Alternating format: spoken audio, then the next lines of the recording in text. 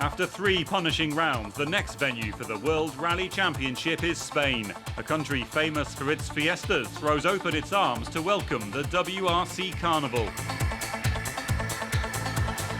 The stages are all on tarmac roads around the Ret de Mar on the Costa Brava. The rally's held in the Catalan region, where the locals' pride and passion will be matched only by the driver's will to win.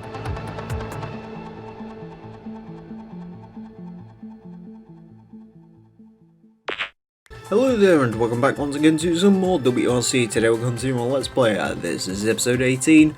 In today's episode it's time for the Rally de Catalunya, or Rally Spain, or Carlos Sainz's backyard. Let's go.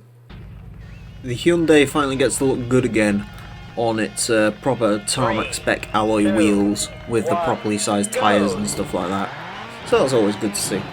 So one thing I was thinking while I was in that sort of loading screen and mentioning Carlos Sainz, do you ever think it's weird for like the kids of those people, like Carlos Sainz kid, Carlos Sainz, do you think it's weird for him that his dad was in a game and now he is as well?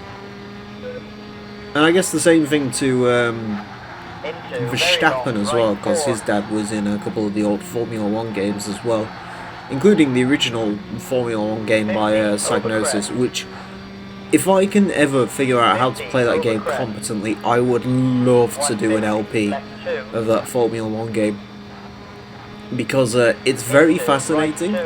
You get to drive as Simtech, you get to drive as you get to drive as Simtech, you get to drive as 40, you get to drive as Taki Inoue.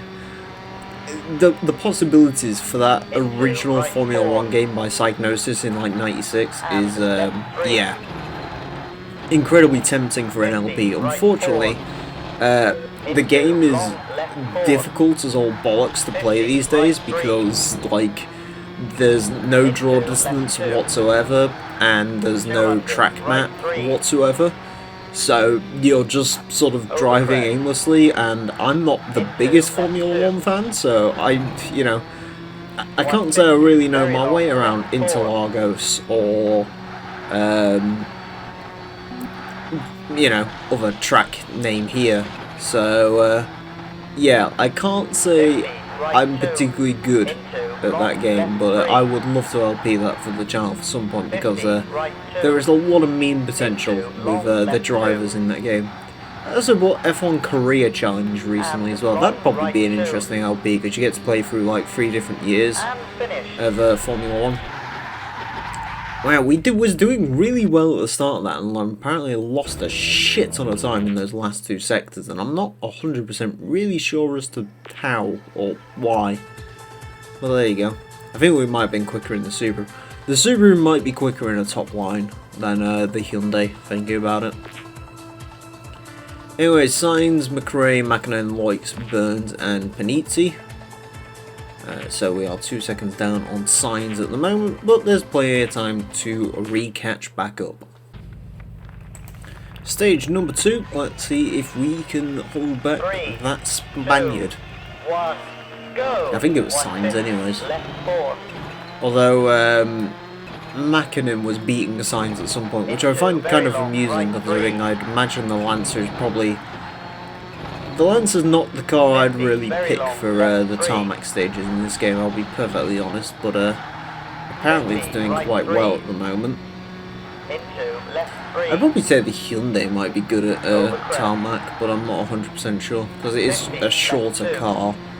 And in general, with rallying, the shorter the wheelbase, the better the car is on tarmac.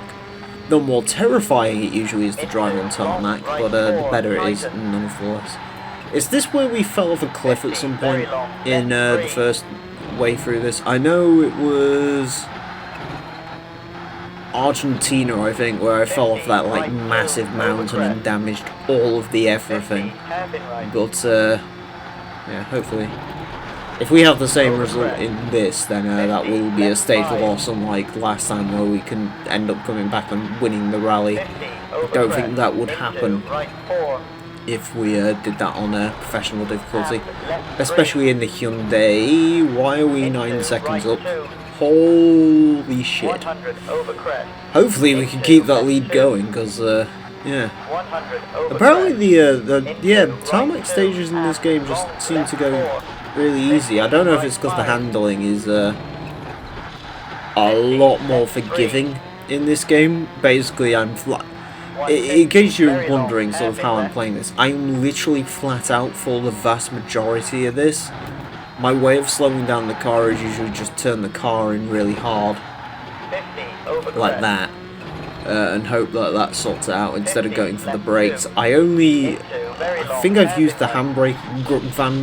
I can probably count on my hand the amount of times I've used the handbrake in this game. There's one such instance.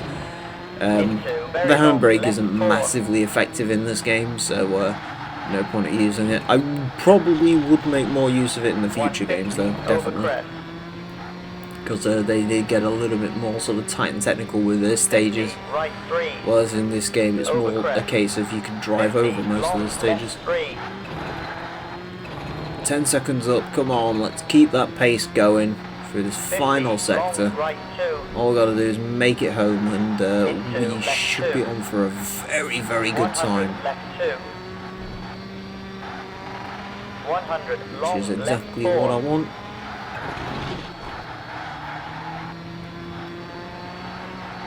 To finish, 11 seconds. Whoa. Good boy, Hyundai. Good boy. We were 7 seconds up in that second sector.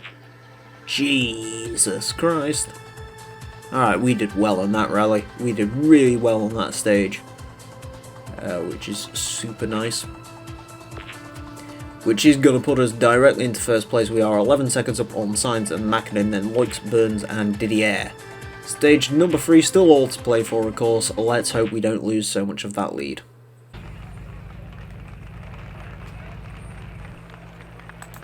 Beautiful. Sorry, I'm just watching Nico Rosberg's wife interrupt an esports event. Out of Context F1, great YouTube channel, recommend that one. Even if you don't like F1, Out of Context F1 is just very, very good shit. So I'm getting into a lot of these sort of racing series games recently. I'm starting to wonder if this might end up becoming my sort of niche thing. Because I really like the way they structure career modes in these, where they're sort of realistic. And the other thing with being a realistic career mode is usually in these earlier games they're not like massively lengthy, and I really like LP. I like LP in games that aren't long. Don't get me wrong, I enjoyed LP and stuff like Gran Turismo 4 and Forza 3, and yes, Forza 4 I'll eventually get round back to doing that, although I'm not quite sure if it's going to be in the same format you're used to, but yeah, we'll see on that one. But don't get me wrong, I like playing longer games, but at the same time, like, I do like being able to blast through these short games in, you know, a couple of recording sessions. I believe our first playthrough of this only took, how long was it?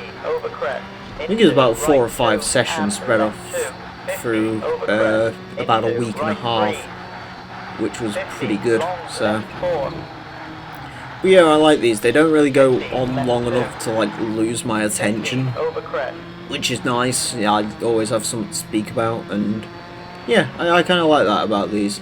So yeah, these sort of games probably expect to see more season-orientated games. Of course, the WRC games, that I'm going to play through these because I really like these. Maybe not so much the Formula 1 games, I mean, we'll see, but they're sort of a little bit different and a little bit wonky handling-wise, whereas these are actually pretty good. So we are up on Mackinnon, Loix, Sainz, Burns and Panizzi. Sainz dropping down. Mackinnon is now our main rival in this, and we are 13 seconds up on him, heading into stage 4, which is our first wet weather stage. Let's see how that goes. Alrighty. Let's see how we do in this rain-soaked stage. As they cheer from the outset for the mighty Hyundai Accent. Yes.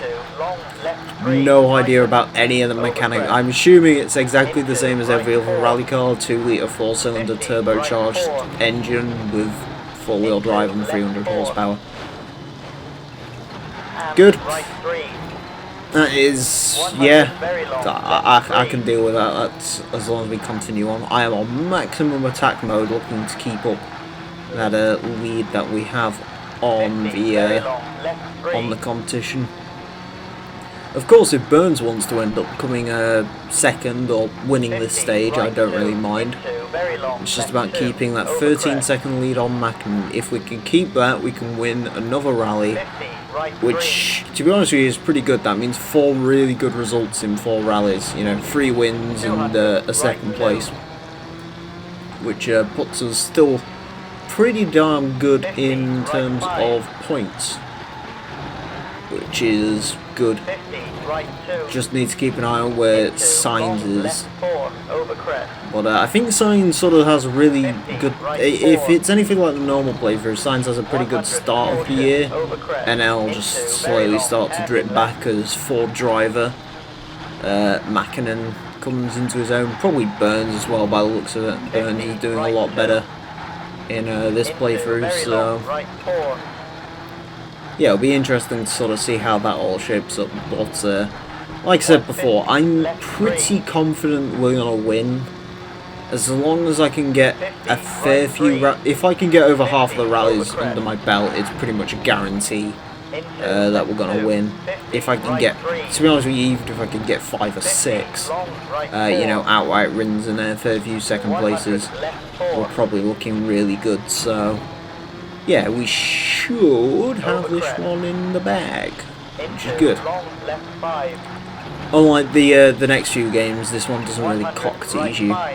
In like WRC 2 and 3 and so on, sort of the Monte Carlo stages are pretty darn difficult. The first few stages are really tough. I've spoken about that before for me personally. So I don't expect those to go so well, so I can imagine that's going to be more of a hassle to win those on professional, but yeah, this game is a lot nicer. You know, good rallies all throughout the start, and then there's a few tricky ones later on. A nice difficulty curve instead of a sort of starting at the top of a really tall hill and then slowly sort of sloping down as time goes on. So we are second up on Mäkinen, Sainz, Burns, Panizzi and Loix. Alright, 15 seconds up on Mäkinen, heading into stage 5 at La Ribia. Okay, final stage. Slightly grey and gloomy end to the Spanish rally, but nevertheless, it's what we have to deal with. I will say, the only issue with the cool looking gauge in the Hyundais is it's not quite as easy to read when the shadow of the car is on that side. With the Subaru it's sort of a very bright colour so you could see it, but in this, because it's black over sort of cyan, it's kind of hard to see the speed if the shadow's on the car, so yeah, a little bit of an awkward thing there, but you know, these are the things we have to deal with. Oh wow, I thought that was a pretty good first stage, but apparently we are 5 seconds down. As long as we're not 15 seconds down, I'm not too bothered about the rest of this, because yeah, a win's a win. Doesn't matter if it's by an inch or a mile, a win is a win. Although, you know, I do prefer dominating the AI because that makes it a lot easier on me. 50 left 4 into 40 left right. 100 very long, left 3. Left 3, okay. I am actually marginally listening out to co-driver a little bit more in this playthrough than the normal one. Into 5 right, into this, into that, into 7 over 7. Right 4 and left 4. Whoa, that was a close run-in with the guardrail there. That was not so much fun. 100 right 3. Still really tempted to turn that map off, because I do keep looking at it to sort of figure out what's coming up, but I feel like that is cheating, so I might snooch that off. I like it how we were really down in that first sector and now all of a sudden we're 5 seconds ahead. It's almost like the AI get made really quick in that sort of first bit and then drop off after that. Do you know what, actually, let's do it. There we go, map is off, so now I'm completely reliant on the co-driver's calls. Alright, let's give this a go, driving blind. I would have done it before the next rally, but I probably would forget to do it, so instead we'll go off this and we'll actually do it now. You know, just to make the game that extra little bit more punishing. I feel like we're not going to win this stage because that was a really bad corner, that was. I was too busy admiring the fact that I'd somehow managed to get the accent to do 131 miles an hour. But 200, long left 2. 200, 4 left, right. Into 4 left, right. And finish. Okay, never mind. Wow, we fucking... How do we lose 5 seconds through that sector and then gain 8 seconds in split 5? That's ridiculous. Anyways, I don't really care, because what that does mean is we've won, and we've unlocked more bonus stages. Again, not specific on what bonus stages we've unlocked, but bonus stages. I will say, if we don't come first, we don't unlock what that's attached to, but don't worry, because there's ways around that. We'll get to that later on. I'm not quite sure what I was supposed to win in the Portuguese rally. If I remember, I'll put it on the screen, but if I don't, then oops. Anyways, overall rally victory then. We are 24 seconds up on Mäkinen, 37 up on Sainz, then Loix, Burns and Panizzi. Round us out. Rally di Catalunya Costa Brava. So, in the championship standings, we are 16 points clear of Carlos Sainz, followed by Tommy Mäkinen, Richard Burns, Freddie Loix, and Marcus Gronholm, who did not score any points in this rally, but Giles Panizzi did. Okay, and the manufacturer standings, Hyundai is at the top with 38 points, Mitsubishi moves from 4th to 2nd with 21 points, Ford moves down to 3rd, Subaru moves down to 4th, Peugeot moves up to 5th, and Skoda sits in 6th. Citroen still has not gained a single point, and probably won't the entire way through. Anyways, thank you all very much for watching this edition of the WRC LP, do hope you've enjoyed. Next time we're going to be taking a look at, I think it's Argentina, although I'm not 100% sure on that. Either way, join us for it, thank you all very much for watching, until then, farewell. You know the sorrow that my heart holds in knowing just where my hopes and dreams are going.